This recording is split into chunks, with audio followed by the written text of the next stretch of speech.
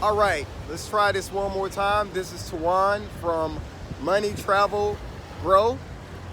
Please like, share, and subscribe to this channel. I'm doing this video live from Cancun, Mexico, and the title of this video, or at least the topic of discussion today, is getting your passport game up. Now, I know a lot of you who are either in my Facebook group or even follow my YouTube channel may not have a passport, but I think now is the best time to get a passport because things are changing all around the world, and whether we like it or not, it may require us to move to different places. If you're within the United States, I would definitely urge you to get a passport because unlike many countries, it's relatively easy in our country to get a passport. Last time I checked, I think a passport was about $200. I could be wrong. If someone wants to put it in the comment section, let me know how much they are now. But at any rate, I want to tell you something real quick. So a few years ago, I went to Russia, and I only stayed in Russia for pretty much a day because my flight out of Russia was that same day. It was a long layover. I had like a 14-hour layover in Russia. And so for me to get entrance into Russia, it cost me $200 to get an entrance in Russia. And it was only a one-time entry, which meant that once I left Russia, I don't get an opportunity to go back. I can't go back to Russia right now, even if I wanted to. And so in America, like I said, if you were to compare that, it's the same price for a passport. And your passport lasts for 10 years. So let's think about the pros of having a passport. First of all, if you don't really like what's happening in your current country, you have the ability to leave, assuming that that country, of course, is open and you meet all the requirements and new requirements for traveling these days.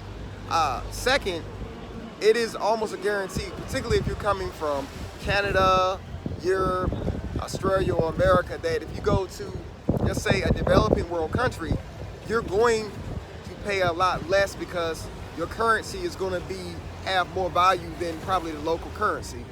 I remember traveling to Cambodia once, and I stayed in a hostel, and that hostel was about $3 a night. Yes, I made no mistake. I said $3 a night for a hostel. And it wasn't like a rundown, beat up hostel. It was actually a very clean, safe hostel. And subsequently, I ended up staying in Cambodia, I think, for 3 weeks. I think I changed hostels just to get a change of scenery, but the point is, I didn't pay a lot of money to spend time there. Most people, particularly people who don't have passports and things like that, they think that traveling is really expensive and you have to spend all this money to go traveling. Well, the truth is you really don't. You just have to know where to go and when to go.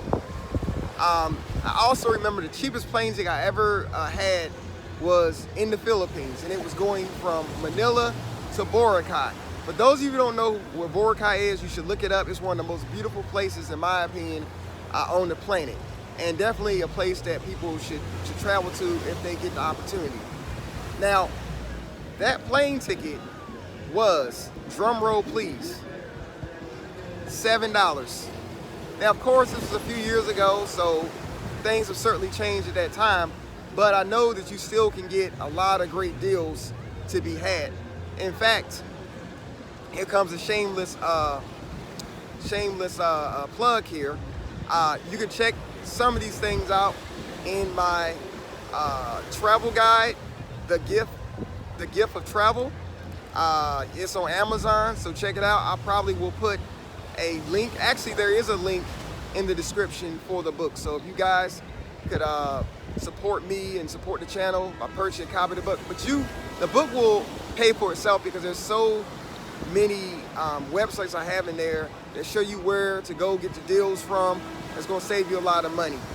And so back to the passport thing. So with the passport, it just allows you a lot of freedom that you may not currently have now.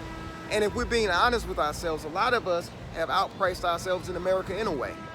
If you're only making $1,500 a month, it's highly unlikely that you're going to have a good quality of life in the United States. Whereas if you're in a place like, Mexico or Guatemala or even Colombia, you might not be able to ball out, but you still can have a relatively good life to live there. So I want you guys to really consider getting your passports, get them as soon as you can. I think last time I checked, it takes about, 3 to 4 months to get it processed now. It may take longer due to all that's happening right now in the world. But in any case, please consider it. Also, please consider subscribing to my channel.